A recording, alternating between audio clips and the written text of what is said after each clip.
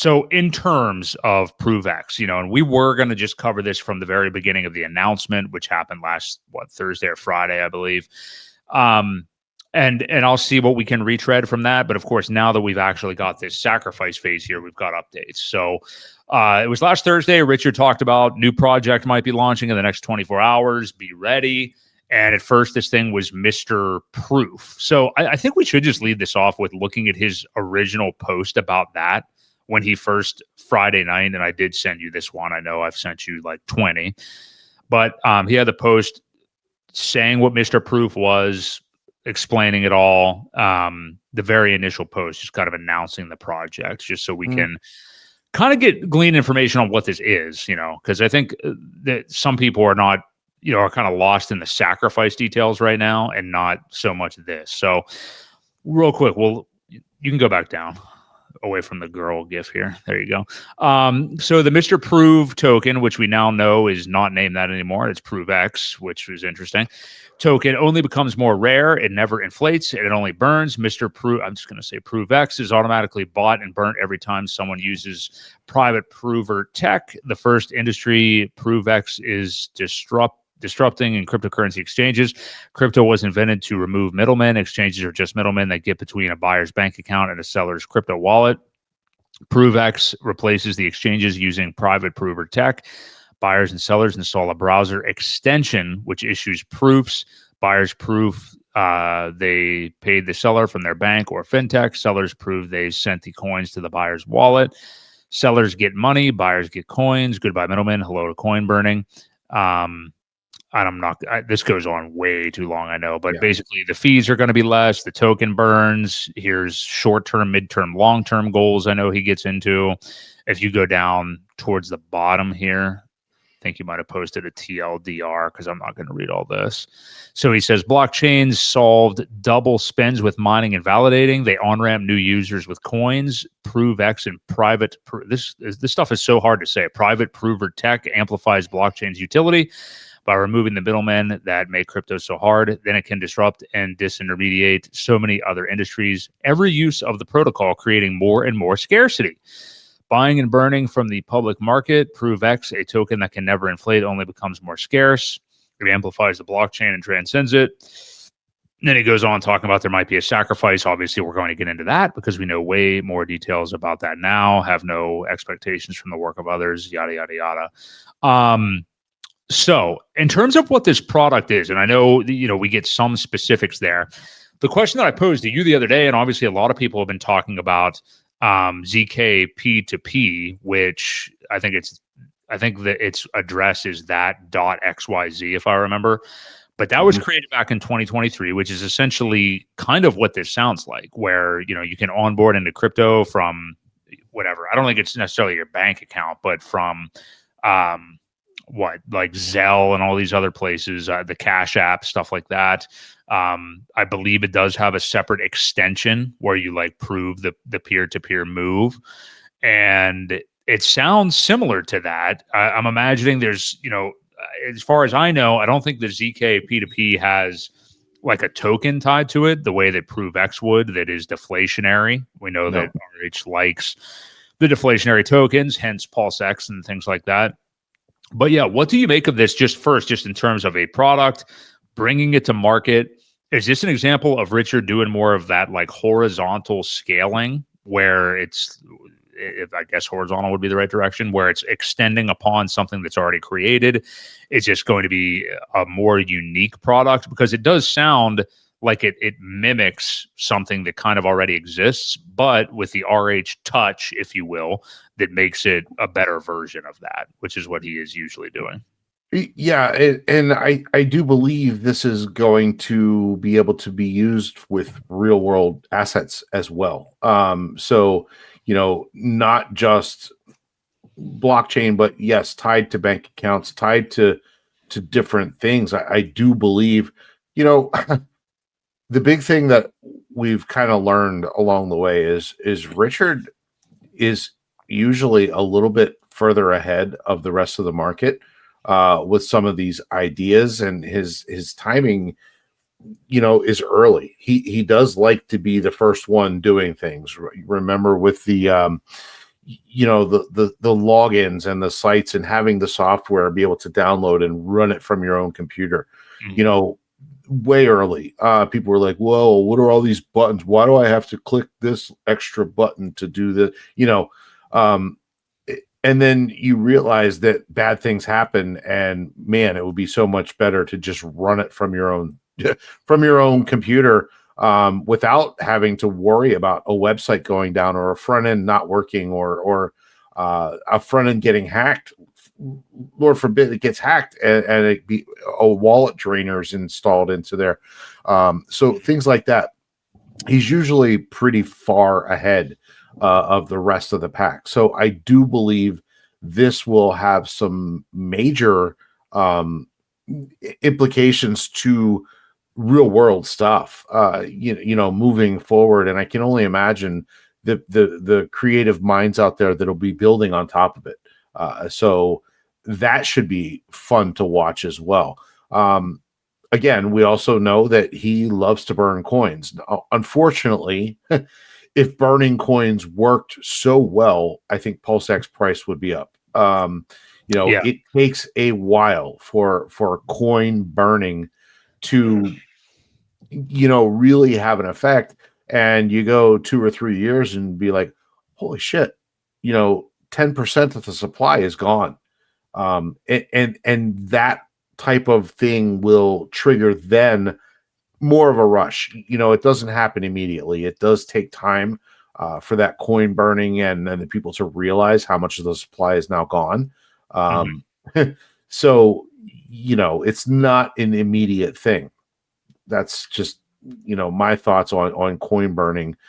It is a great deflationary type thing, but when you have billions or trillions of tokens, depending on how many there are, it takes a while. It takes a while to catch up and for a majority of the supply to be gone forever. So there is that.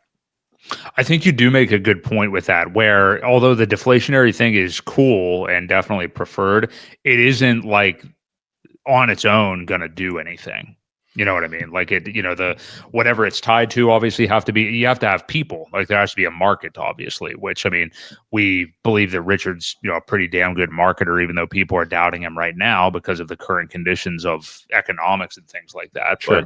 But yeah, I think you do make a good point. I mean, just having a feather in your cap that it's deflationary is not quite enough, obviously, but Not it's by what itself. what the creation is, how you're advertising it, and things like that.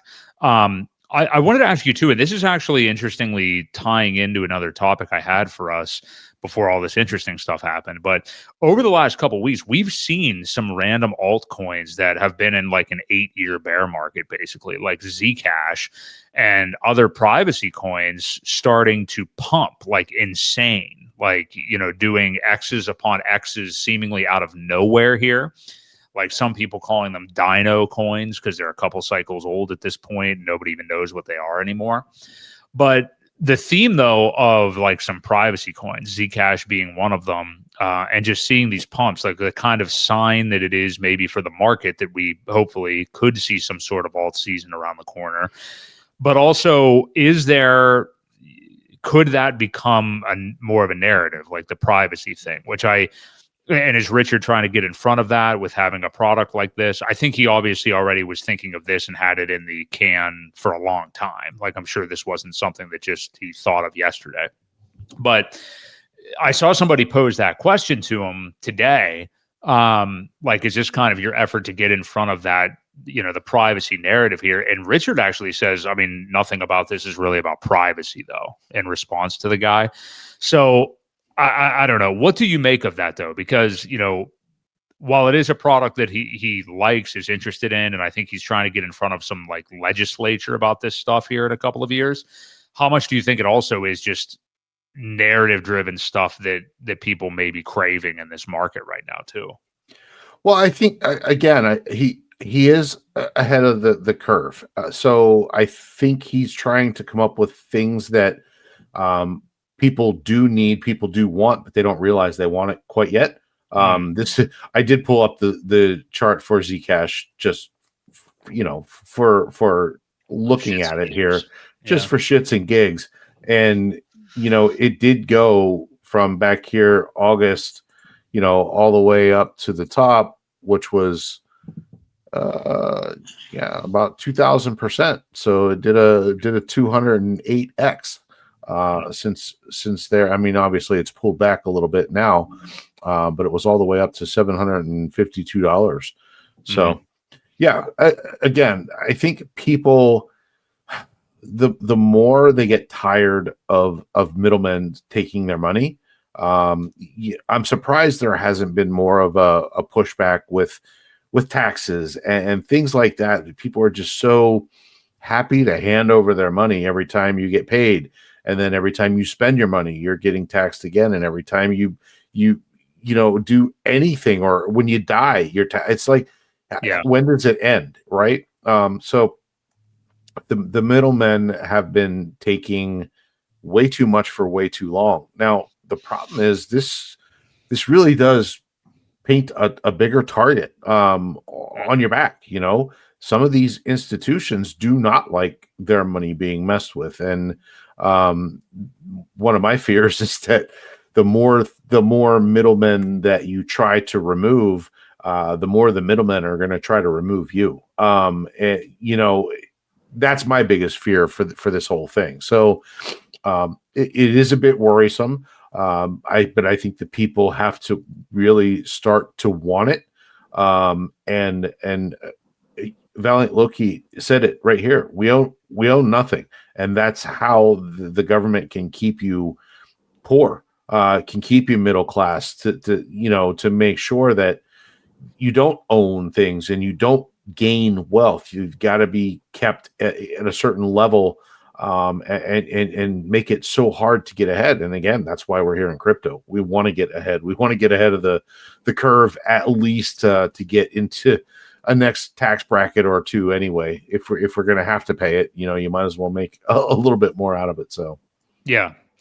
But in terms of the product, though, I mean, I think it's something that is needed. I think I think he's obviously filling a gap in the market with something like this. And also, you made a great point right there too. I heard some people, there was a pretty good space before it devolved into a Twitter space today that Buck from Fame and Fiat and stuff was hosting, that eventually devolved into a couple of guys like throwing F-bomb names at each other. I think the probability that Twitter spaces involving crypto get to that kind of conversation, like just the probability gets down to 1 eventually, because every Twitter space I ever go into about crypto, like you tap on, it's just, fuck you, bro. Hey, no, you shut the fuck up. Like at some point, that's just what it devolves into. But for most of that space, though, it was fun.